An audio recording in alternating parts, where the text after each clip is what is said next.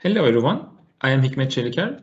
Welcome to my presentation about the paper with the title of Two-Stage Resistor-Load Logic for Digital Applications on Flexible Substrates.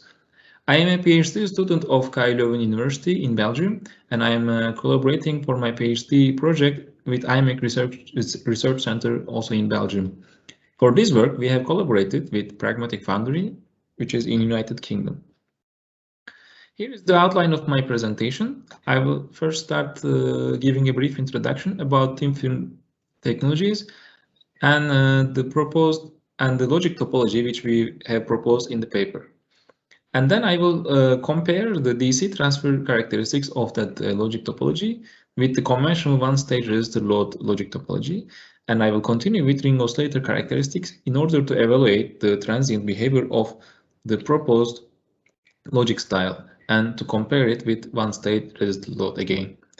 And then later I will show you a fully digital 4-bit multiplier design which is done based on the proposed two-stage resistor-load logic style and the standard cell library, and then I will conclude my presentation. As most people working with thin film transistor technologies are familiar with, TFTs are very famous in different applications such as RFID tags, biomedical applications, and curved displays. And the specific TFT technology we have used for this work is Flex Logic Foundry by Pragmatic company with the following unique characteristics of N-type only IGZO thin film transistors having 800 nanometer transistor channel lengths and 4 routable metal layers for IC design and a resistor component with a high resistance per square properties. Here on the left we see the a resistor-load inverter, which is a conventional way to make standard cells with TFT technologies if there is a resistor component. However, this topology has some disadvantages, so that in order to overcome those, we have proposed this two-stage resistor-load logic topology, which is very similar to pseudo-CMOS logic topology, but with a resistor component. The advantages of this proposed logic topology is being more robust against process variations, operating rail to rail, working faster than the conventional one-stage resistor load, and also in the power versus speed trade-off. This proposed topology gives us more flexibility because we have two different supply voltages. I will explain all of these advantages detailedly in the following slides. First, I will start with DC transfer characteristics. Here on the left, we see the voltage transfer curve of inverters for both logic styles. On the red and dashed curve, we see the conventional one-stage inverter transfer characteristics, and on the blue one and the dashed dot line, we see the two-stage, which we propose in the paper, two-stage inverter resistor-load inverter with the same supply voltages by means of from 3 to 6 volts voltage sweep. And for the second supply voltage of two-stage resistor-load logic, for this specific curve, these values are kept the same. So what we can see here is that the one-stage inverter cannot go rail to rail because of the ratio logic which I explained in the previous slides. In order to compensate that, as you can see with the two-stage resistor-load topology, the voltage transfer curve can go from rail to other rail. And this also has an impact on the noise margin of the gate, which is important for variations to overcome the process variations in circuit design. As we can see, two-stage inverter has better characteristics in terms of noise margin than one-stage inverter, independent from the supply voltage in between the range of 3 volts to 6 volts which 6 volts is the limit for this technology. And moreover, we have investigated the impact of the load resistance on the DC transfer curve of this logic topology. Here we see a two-stage resistor load inverter with 3 different resistance values from 100 kilo ohm to 300 kilo ohms. As expected, when we increase the resistor resistance value, the curve, the transfer curve gets steeper. And also it has an impact on the noise margin again, because we will have a bigger square when we take the inverse of this curve, which is used in calculation of noise margin. As we can see here, the noise margin of two-stage inverter is increasing when we increase the resistor value. Also, the same experiment is done with one-stage inverter, and it is compared here that the two-stage inverter is always having higher noise margin than one-stage inverter. And also, another advantage of having the second supply voltage, which we call here PV bias, is that we can shift the voltage transfer curve of an inverter in a positive or negative direction. Here, let's in the black straight line, VDD equals to V bias, which is 3 volts. However, when we increase V bias to 4, 5, or 6 volts, we can shift the voltage transfer curve to the right direction, which means the trip voltage, which is the point where input is equal to output, will be increased. Also, we can find an optimum place for this curve to find the maximum noise margin.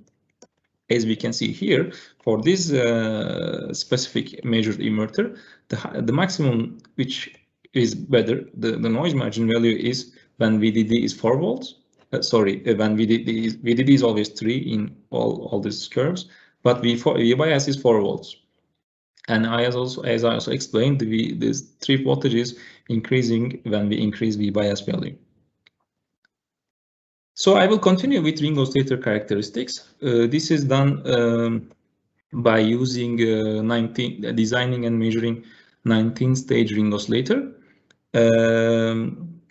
Here on the left figure, we see that the one-stage inverter has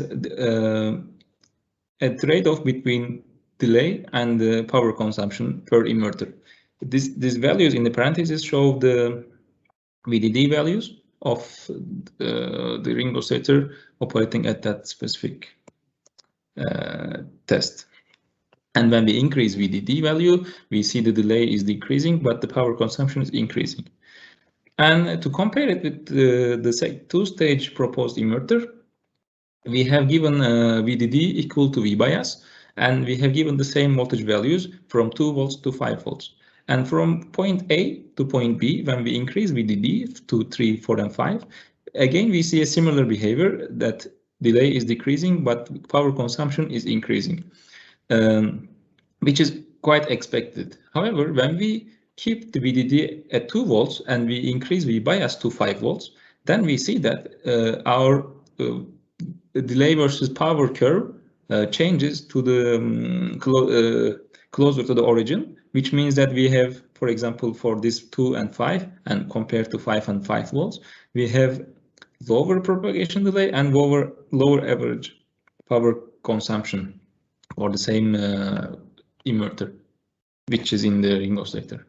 And then, in order to understand how VDD affects the power and delay, we have also closed this curve by measuring 4 and 5 and 3 and 5 volts. So we can here see that from going from point B to point C is where VDD is 2 and V bias is 5 volts, we can find an optimum value where the delay is minimum, in this case, which is at 3 volts and 5 volts. And so as I also explained before, this trade between delay and power consumption is more flexible when we have 2 different supply voltages. And here on the right figure, we see the impact of scaling down to the technology limits, which is 0.8 micrometer channel length. And Again, here the minimum delay is achieved when VDD is 3 volts, when V bias is 5 volts. And I will continue with the 4-bit multiplier design, which the block diagram can be seen on the left. This is a scan chain methodology in order to reduce the number of pads to do the tests easier. And then we have used the standard cell library based on the inverter with the sizes of as written here, and then all the other logic gates are designed accordingly. And then we can see the chip micrograph with the area of 1.66 square millimeter. And then here I will show you the measurement data that we have achieved. Here we can see the Schmo plot of 4-bit multiplier with different supply voltage combinations and different clock frequencies. So we can see we can achieve up to 1 megahertz of clock speed when VDD is 3 volts and V bias is 6 volts. And in order to run the circuit in 0.25 megahertz, 2 volts of VDD and 2 volts of V bias is equal to run this circuit in the correct operation. And here on the right, we can see the power versus VDD in different scales. The red dashed curve is V bias is VDD, blue dashed dot is V bias is 1.5 times VDD, and the green dot curve is V bias equals to 2 VDD. And in conclusion, we have compared two logic styles, and even though we have more area consumption, we have more robust operation. We are faster than one-stage resistor load and rail-to-rail, and power versus speed trade-off, we are more flexible compared to the conventional one-stage logic. And I would like to thank European Research Council for supporting this project, funding this project, and thanks to my colleagues from imec Sensors and Actuators Group. And thank you for your attention. I'm very happy to answer your questions.